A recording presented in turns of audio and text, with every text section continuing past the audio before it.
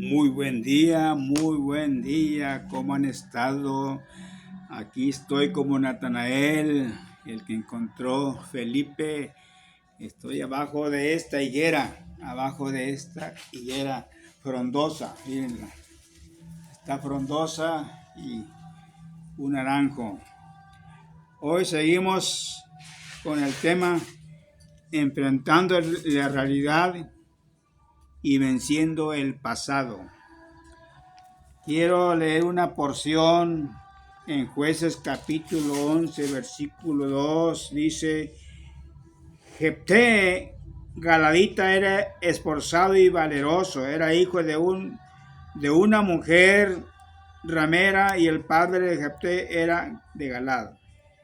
Pero la mujer de Galad le dio hijos, la cual cuando crecieron echaron fuera a Jefté, diciéndole: no heredarás en la casa de vuestro padre, porque eres hijo de otra mujer. Huyó pues Jefté de sus hermanos y metió en tierra de Tob, y se juntaron con él hombres ociosos, los cuales salían con él. Cada uno de nosotros tenemos cierto pasado. Yo no estoy orgulloso de mi pasado. Yo recuerdo cuando Dios me alcanzó, cuando el pastor supo lo que yo había hecho en el pasado, no me obligó, pero sí me aconsejó que tenía que irme por toda la calle en donde yo antes transitaba, en donde yo practicaba las orgías con personas. Y realmente es difícil.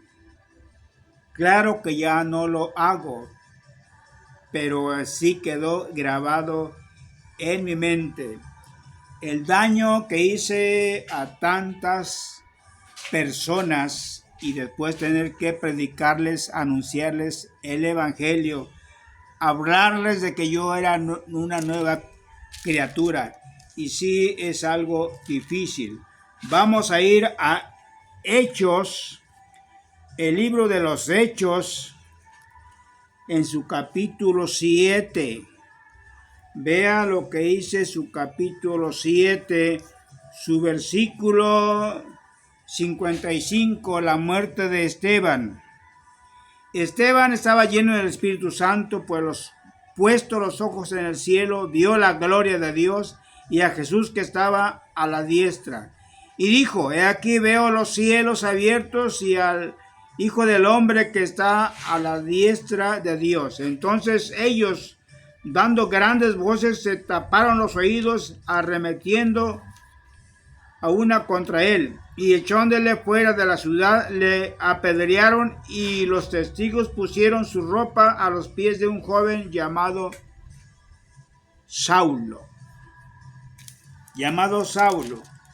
Y ese Saulo, ahora en el Hechos capítulo 9, dice: Saulo respiraba aún la amenaza y muerte contra los discípulos del Señor. Vino al sumo sacerdote y le pidió cartas para las sinagogas de Damasco, a fin de que si hallase algunos hombres o mujeres de este camino, los trajese presos a Jerusalén. Mas yendo por el camino, aconteció que al llegar cerca de Damasco, repentinamente le rodeó un resplandor de luz del cielo, y cayendo en tierra oyó una voz que le decía: Saulo, Saulo, ¿por qué me persigues? Y él dijo: ¿quién eres, Señor? Y le dijo: yo soy Jesús a quien tú persigues. Dura cosa te es dar goces contra el aguijón. Él, temblando y temeroso, dijo: Señor, ¿qué quieres que haga yo? Y el Señor le dijo: levántate y entra en la ciudad, y te diré lo que debes de hacer. Pasamos al versículo 15. El Señor le dijo: ve, porque instrumento escogido me es este, para llevar mi nombre en presencia de los gentiles y de reyes y de los hijos de Israel, porque yo le mostraré cuánto le es necesario padecer por mi nombre. Estas palabras se las dijo a Ananías, que lo enviaba para que orase por Saulo, ahora llamado Paulo. Nosotros, antes de convertirnos, cometemos graves errores. Ahora, lo más triste es esto, lo más triste que ya convertidos a veces dañamos a gentes, sea por ignorancia, sea por incapacidad, sea por imprudencia, o a veces tristemente por arrogancia, porque pensamos que sabemos más que otros y les afectamos. Tenemos que enfrentar la realidad de que no venimos de un buen pasado. Y tenemos que también enfrentar una realidad de que ya no somos los mismos, que no tenemos que actuar como antes, tenemos que vencer el pasado, tenemos que ser diferentes.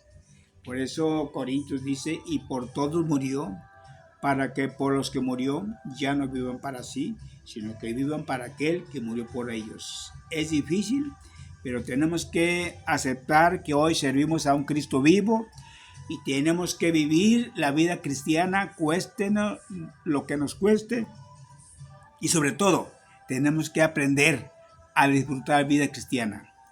Tenemos que aprender a veces a poner la otra mejilla.